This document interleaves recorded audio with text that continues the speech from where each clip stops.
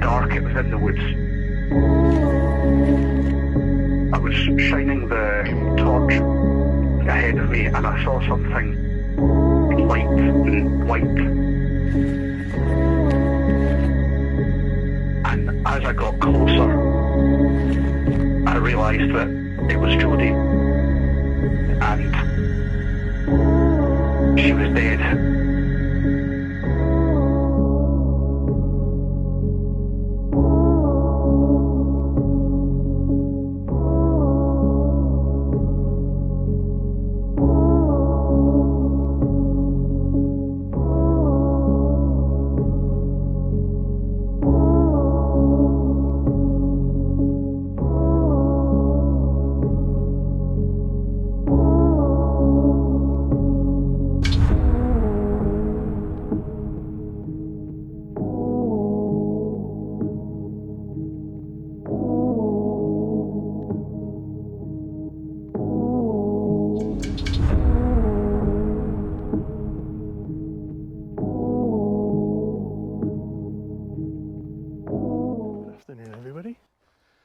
I'm doing a quick true crime story.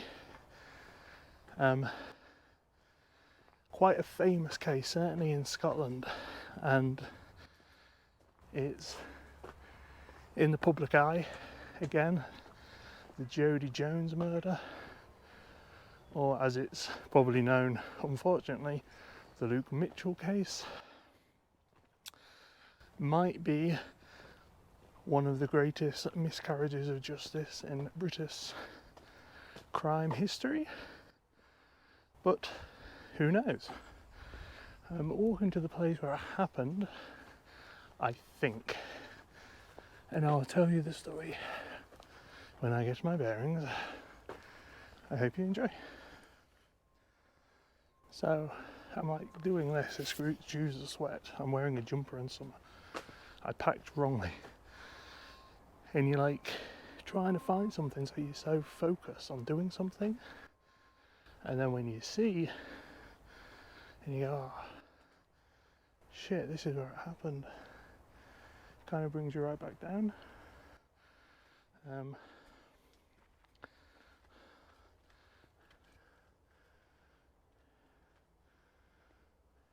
Right, what is that? A plug.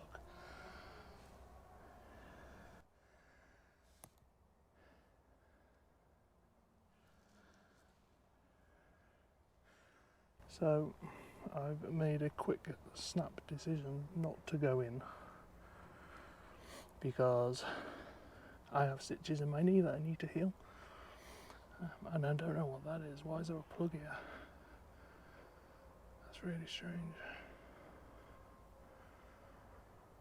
She was found just in there. Everyone comes in here for drinks by the looks of it. I really ain't going to go in there, I'm afraid. I'm sure you don't need to see in there. I do genuinely have stitches in my knee and I can't risk opening it back up. So yeah, Jodi Jones was found in here to the right after having been brutally murdered.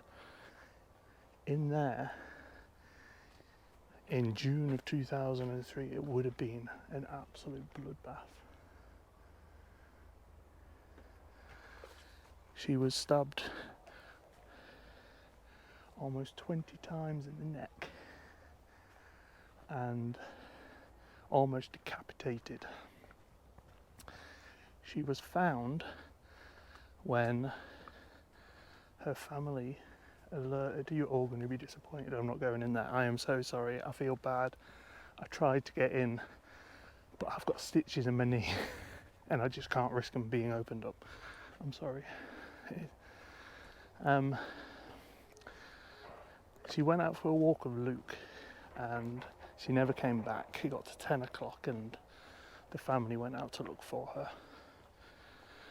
And Luke was notified that she was missing, so he came out as well. Now Luke had a dog, and Luke and the dog went straight here and found her, and all the family went over, even the grandma, and I can't get over, and she could. I feel so bad. I'm not going to get over, but and I need to get back to Edinburgh in like an hour, and obviously it was an absolute brutal scene, a bloodbath, and Jodi was killed. She was dead, and it became a national sensation, a huge story, and the press just swooped on little Dalkeith, where we are, to find out more about the story. And it quickly, the suspicions came onto I dropped my inhaler. The suspicions fell on Luke Mitchell, the boyfriend, 14 years old. Jodi Jones was 14 years old. Again, I've said in other videos, I think cases, the media grab onto cases when it features teenagers and children. I think they create more of an outrage and fear, and it's kind of what papers run on, is fear. And now Luke Mitchell quickly became the suspect, and the press kind of suggested that he was guilty of this crime, mainly because he was into satanic worship, and he was into the occult, and he was a goth, and he smoked weed, listened to Nirvana, listened to Marilyn Manson, you know, all the good things. Well, not the good things, but we have choices, and when we're teens we do experiment. Now, at that crime scene where we were, DNA was found, not of Luke Mitchell. They couldn't find a scrap of DNA on Luke, but they did find DNA, and it belonged to Jodi Jones' sister's boyfriend. And also, at that crime scene, was found a used condom with fresh semen.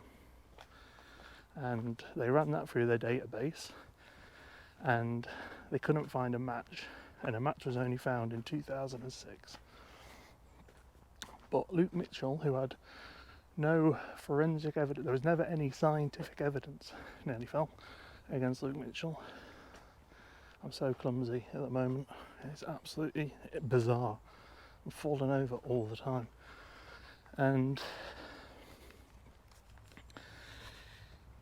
But Luke was arrested, and on the day of Jodi Jones's funeral, Sky News, this case was massive, Sky News.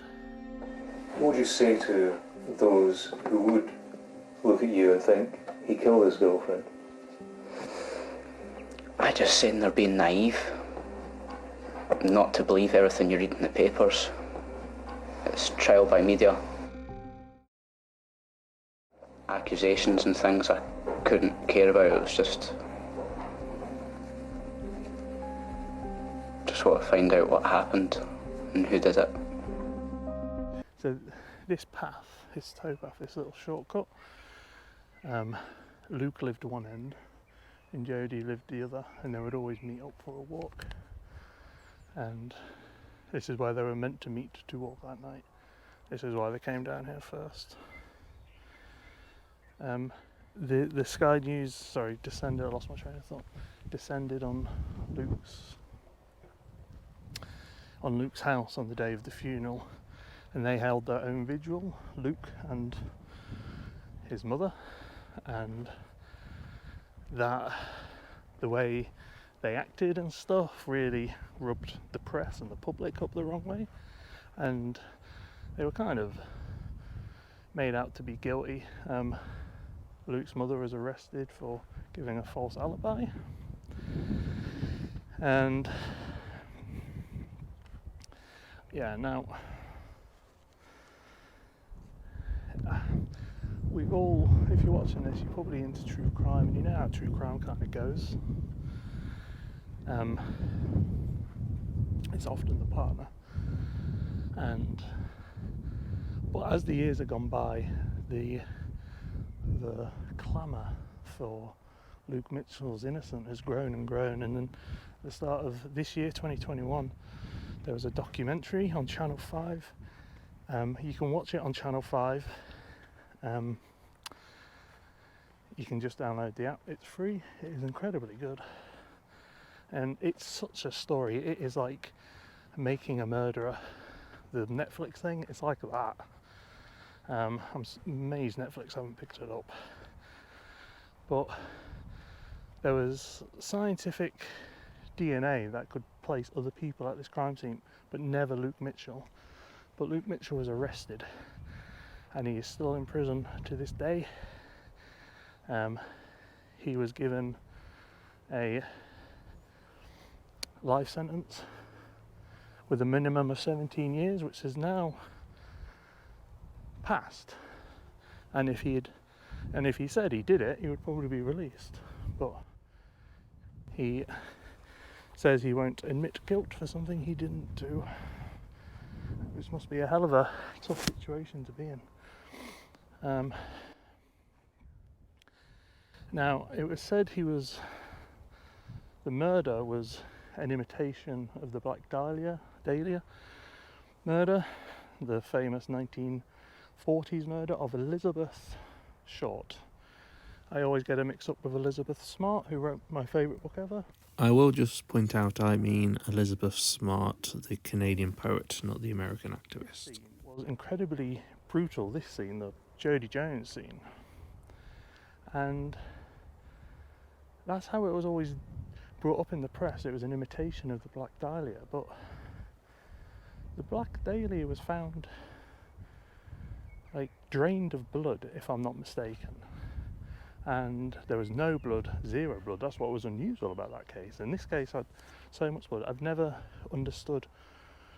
I think that just the narrative of trying to fit it to the Marilyn Manson paintings and all this, but it doesn't fit whatsoever if you ever look into that case, which I have several times because I'm into this kind of stuff, and I've been to LA. I was going to do a video but when I was in LA, but I never did. Now, as well as this bloodbath that was said to have been there, now, Luke Mitchell had dirt in his fingernails, so he hadn't washed his hands. But there was no blood under his fingernails, there was no blood on him, there was zero on him. And the documentary I saw, all documentaries tend to go either the side of the guilty or the defence, and this documentary on Channel 5, which I do recommend you watch, I can only do a quick video today, is definitely on the side of the defence. But I'm amazed he got convicted with a majority verdict with no scientific proof. Just he was her partner and he was into the occult. Now, I just wanted to show you that. I did intend to jump over the wall. It was higher than I thought. I'm really sorry, I can't risk splitting my knee open again. But really check out that documentary on Channel 5. I'll be amazed if a big streaming channel doesn't do like a big part documentary on it, because there's so many twists and turns, so many different individuals, like Jodi Jones' sister's boyfriend. There's other individuals that live around here that they have more on to prove guilty, but they go in the documentary to all the individuals, and I really do recommend it. I just wanted to briefly show you. And that's it. Luke Mitchell is in prison. Jodi Jones is dead. He was convicted on the 21st of January 2005. and she was killed June 2003. And this case this year has probably become bigger than it ever has done, certainly to me, and I think people of England. It was huge in Scotland. I must admit, in 2003 I was 18. I wasn't doing much watching news and stuff. Right, I think that's it. I need to get back to Edinburgh for another video, so I hope you enjoy that. People aren't going to like this video. Hey, I do it my way. Thank you so much for watching. Please like and subscribe. That car was making weird noises. Hey, what you looking at? And I will see you tomorrow, no doubt, for another video. I'm doing loads at the moment. Edinburgh is an amazing city. I recommend you come. We are about, I would say, just less than 10 miles from Edinburgh doing this. The effort I make for you. Have a nice night. Bye bye. Well, after Luke was convicted, obviously this was an easy target. And one night I got a phone call from the police, can you come up? So I was up here about 3 o'clock in the morning. To be honest, all I could do was sit in my car and just stare. It was just mind-blowing. Utter carnage. It wasn't just a couple of broken windows, it was 40-odd caravans, completely trashed. So I sold the house. So now we've got nothing, absolutely nothing. So I'm living here. Not my ideal plan at 61. Living with no electricity, so no running water, no toilet. So if you have been away and watched that documentary, I do recommend you watch it. The mother of Luke Mitchell tends to be the one you have the most sympathy for, because she loses everything. Where she lives, if you see it in the documentary, it's actually there. In that, my battery is just about to die. I don't think she's in there anymore, just because the caravan that is in there isn't livable. It hasn't even got windows, and she hasn't got running water. She hasn't got a toilet, and yeah, she lived in there in the documentary. And I thought I'd just show you that. It's in there. When she was living there, her place got shot up, it got destroyed, it got vandalised because she was the mother of Luke Mitchell. It's really tragic, her story of it. But like I said, I don't think she's in there anymore. There's one caravan in there and it's all been shot, it's just blacked out windows and everything. So yeah, there we go. That's the caravan park when you do watch the documentary. It's in there. Okay, bye bye.